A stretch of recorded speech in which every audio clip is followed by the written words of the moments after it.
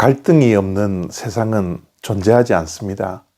이 사회에는 갈등이 늘 존재하죠. 사람과 사람 사이에 인간관계에 갈등이 있습니다. 때로는 신앙생활 하는 가운데 하느님과도 갈등이 있을 수 있죠. 심지어 우리는 우리 자신과 늘 갈등 속에 살아가지 않습니까? 부부와의 갈등, 직장 동료와의 갈등, 친구와의 갈등, 부자의 갈등, 모녀의 갈등, 얼마나 많은 갈등이 우리 주변에 존재하고 있습니까? 물론 갈등이 나쁜 것만은 아닙니다. 갈등이 있어야 발전이 될 수 있는 거고요. 갈등을 해결하려고 노력하다 보면 그 해소되는 과정 속에서 상대방을 더 이해하게 되고 때로는 관계가 깊어지기도 하는 것이지요. 사무엘상 20장 30절과 31절 말씀입니다.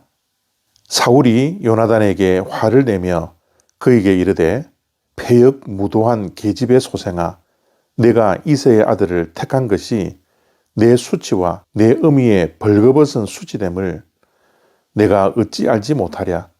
이새의 아들이 땅에 사는 동안은 너와 내 나라가 든든히 서지 못하리라.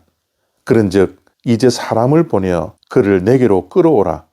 그는 죽어야 할 자이니라 한지라. 아멘. 너무나 안타까운 말씀입니다.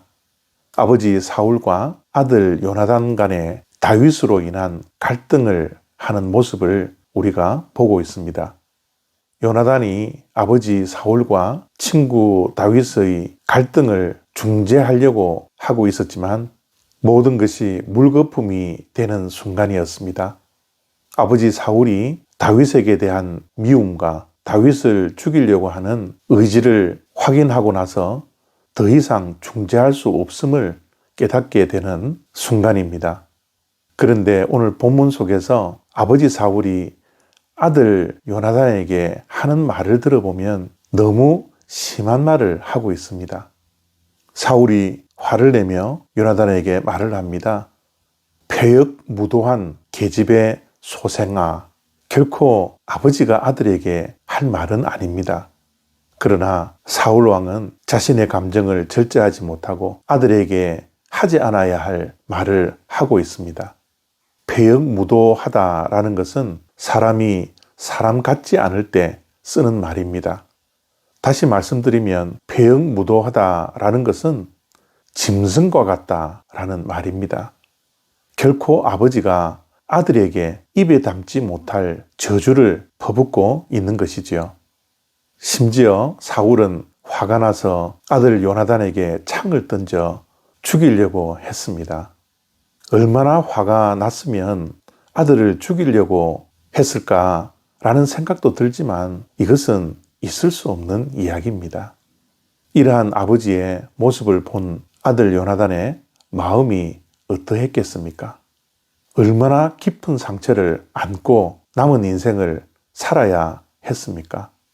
정말 부자의 관계가 애증의 관계가 되어버렸죠. 도저히 아버지의 이러한 모습을 받아들일 수 없고 이해할 수 없어서 요나단까지 심히 화를 내며 아버지와 함께했던 식탁을 떠나게 되어버렸습니다. 저는 이 말씀을 묵상을 하면서 저도 두 아들을 둔 아버지이기 때문에 혹시나도 사울처럼 자녀들에게 깊은 상처를 남기는 말을 하지 않았나 저 자신을 다시 한번 돌이켜 봅니다. 부자 간의 갈등의 해결의 키는 누가 쥐고 있을까요? 아버지이지 않습니까? 우선 아버지가 먼저 잘 했어야 되지 않았을까요? 좀 더 자녀들에게 귀를 기울여주고 좀 더 자녀들에게 양보하고 좀 더 자녀들을 이해할 수 있었다면 부자 간의 관계가 나빠지지 않았을 겁니다. 물론 저는 속마음은 어떻는지 모르지만 두 아들과의 관계가 깨어지지 않고 갈등의 관계가 아니라서 얼마나 감사한지 모르겠지만 지난 날을 돌이켜보면 저 또한 자녀들에게 깊은 상처를 남기는 정제되지 않는 언어를 사용했을 때도 분명히 있었으리라 생각이 듭니다. 그래서 오늘 사울과 요나단의 부자 간의 갈등을 보면서 저 자신을 돌이켜보고 회개하는 시간을 가져야 하겠습니다. 만약 아버지 사울이 아들 요나단의 말을 한 번이라도 진지하게 들었다면 아들과의 관계, 다윗과의 관계가 이렇게 무너지지 않았을 것입니다. 오늘도 이 말씀을 통하여서 우리 자신의 모습을 다시 한번 돌이켜보고 우리가 귀 기울여 들어야 할 말들이 있다면 좀 더 진지하게 귀 기울여 들을 수 있는 복된 하루 되시기를 바랍니다. 감사합니다.